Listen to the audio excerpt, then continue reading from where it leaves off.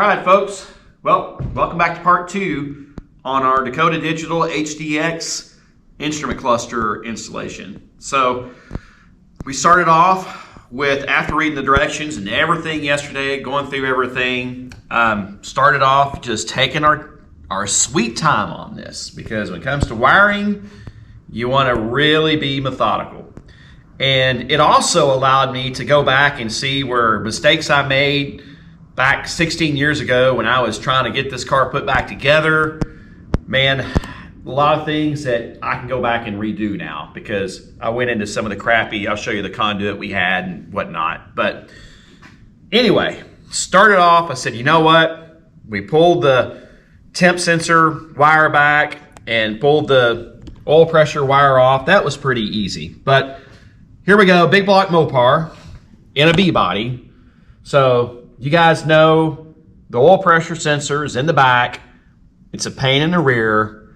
I don't know of any oil pressure sensor on too many cars that can't be sometimes a pain in the rear. But put blankets over the car and got my wrenches out, and I'll come over here and I'm gonna show you what I use, guys.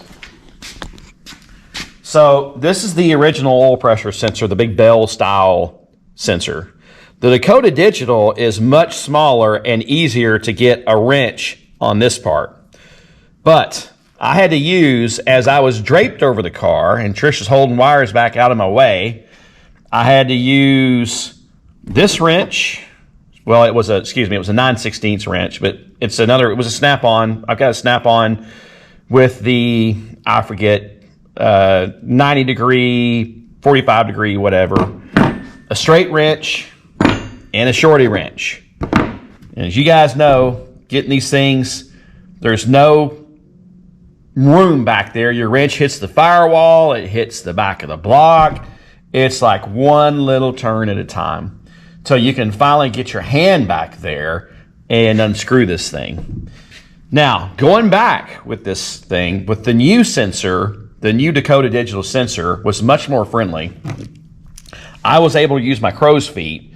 So for anybody that's doing one of these, this doesn't have to be Mopar specific. But if you got some crow's feet are your friend for a lot of times for stuff like this. So these are snap-on. I bought them off of eBay. Most of my snap-on tools I've bought off eBay.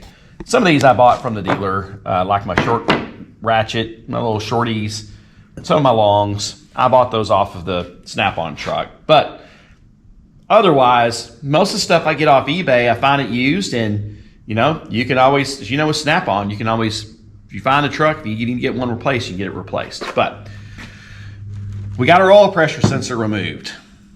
And then this was really easy. It's the same, they give you the sensor for the temperature, and here it is right here. It's already plugged in. So that's where our temperature sensor is. So the third sensor is our transmission sensor, and it'll have the same wire. It'll have this, you'll see this plug right here. It's going to go to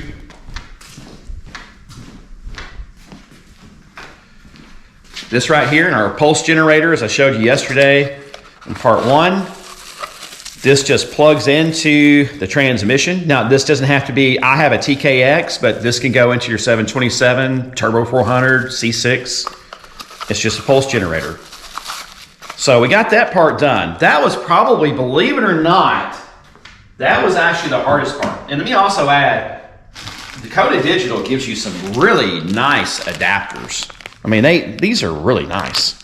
So I'm gonna put these in my brass fittings drawer. But again, they give you just about everything you need.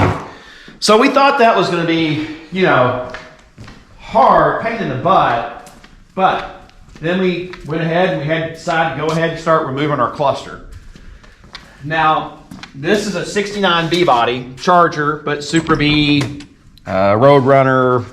Well, Roadrunner has a different cluster, but all I had to do was remove the rubber pieces this one's still there. I just had to pull it back. And then this piece here. Now, I want to ask any of you Mopar guys, I need the AC center section for my for my dash assembly. When I put this car together, they weren't available.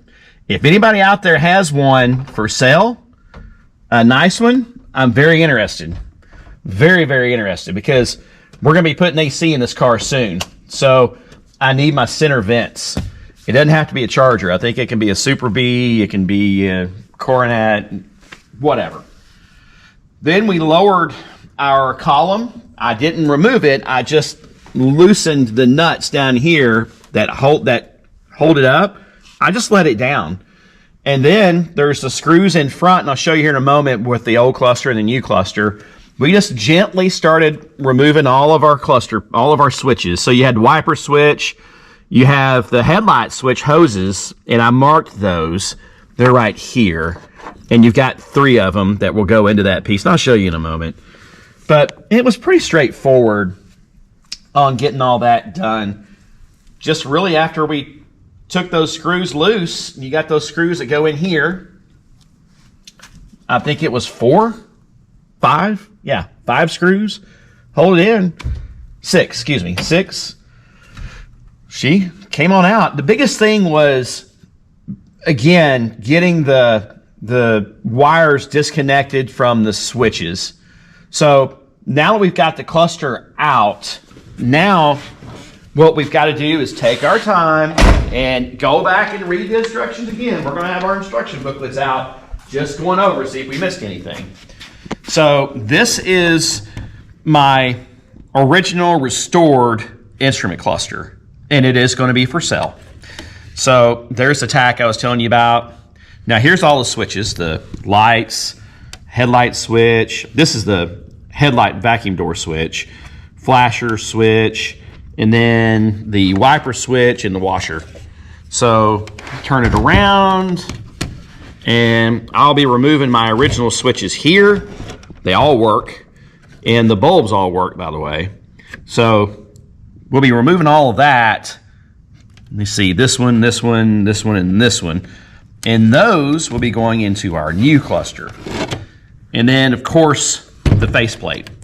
And these legs, obviously, I'll probably be using these legs, it looks like. Go back and look at the instructions again. But this unbolts from the back side, and it will go onto our new instrument cluster here. One thing I noticed, they even have a scan code for when you get ready to set this thing up. Scan it with your phone, your iPhone, your Android, whatever. Makes it pretty nice. So yeah, it'll plug to the back, and this is where it makes it just a plug and play.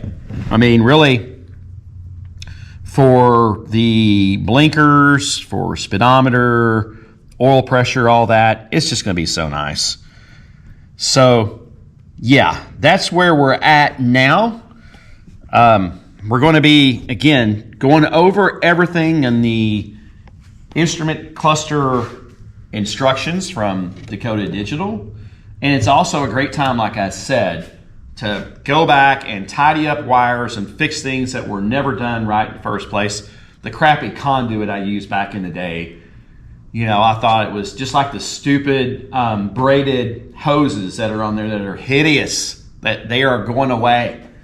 We put our new AC system in. So this car has always been a work in progress car. I want to be able to drive it, like I said in some other previous videos. You know, it's not one that, hey, now I'm finished, I can turn the key. It's always been a work in progress car. So this is part of really starting to, you know, we got our EFI, our overdrive, now we're getting our Dakota Digital. So I'm really excited about it. And to be honest with you, I did not think we would get this far. We didn't start. I think we've got about maybe 2 hours into this now of actually going in and doing the work. Don't forget to disconnect your battery. Oh, that was another thing. So before we removed any wires, any sensors, before we did any of that, I made sure that I established a constant 12 volt DC source for the brain box and a switched 12 volt DC. And there, I have two, basically they're bus bars or they're connectors. They're right here. And you know, so this one's a ground right here. And then there's one down here I have that has all the little screws for switched volt AC. So yeah, that's one of the things I did right back then. But obviously one of the things I didn't do right back then is really tidy up wires like I should have. But I digress. So that's where we're at with part 2. So after we established those two 12-volt wire connections, we disconnected our battery. So don't ever forget to disconnect your battery. I always disconnect the negative side. It's kind of the way I was taught. But that's where we're at. Tomorrow morning when we come out here, we'll be tidying things up and then probably taking all of our switches off of our old original instrument cluster and putting them on the new Dakota Digital HDX system. And again, anybody's interested in a really nice Dodge B-Body 69 B-Body instrument cluster, not the faceplate, but the cluster. Like I said, I had it restored, probably about 16 years ago, but all the gauges work. Everything works. The tack I always thought was really nice because it's just not as busy as the TikTok. Some of you guys are purists. You like them. That's fine. So I hope everybody has a good day. I hope somebody's getting something out of this. Again, this doesn't have to be Mopar specific. It's just I'm trying to share some of these things, and you guys that do have Mopar B-Body 69s, you see what it is. It's the same thing for the Plymouth. But your Chevelles, Camaro guys, Mustang, Fairlane guys, GM, whatever, it's pretty straightforward. So anyway, thanks for joining us. Please like, share, and subscribe. We're trying to build our channel up as we go, and I really appreciate getting all the extra subs. It's been a good, steady journey. So hope everybody has a good day, and thank you, everybody.